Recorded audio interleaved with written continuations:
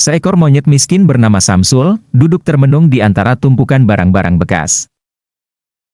Tampak dari kejauhan, segerombolan pemuda tertawa dan mengolok-oloknya.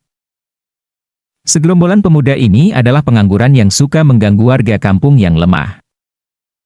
Samsul merenung memikirkan cara agar hidupnya tidak terus-menerus seperti ini. Lalu Samsul bangkit mengumpulkan barang-barang bekas yang mungkin bisa dia jual kepada pengepul.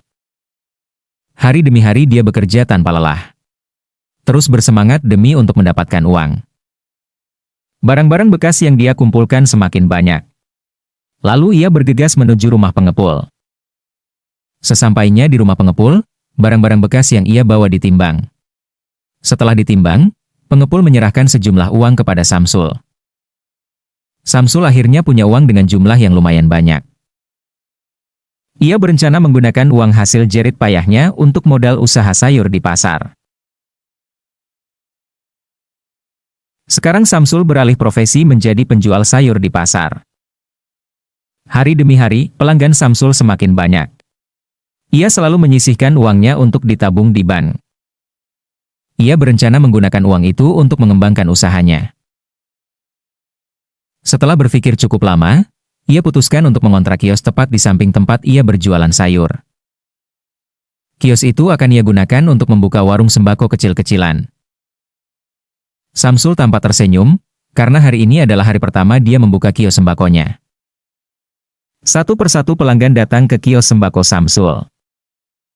Waktu berjalan sangat cepat. Tidak terasa kios sembako Samsul sudah berjalan 1 tahun. Kini kiosnya semakin ramai pengunjung.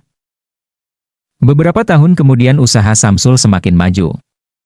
Uangnya bertambah banyak. Sekarang dia sudah menjadi saudagar kaya raya di kampung itu. Ia memutuskan untuk membeli mobil mewah.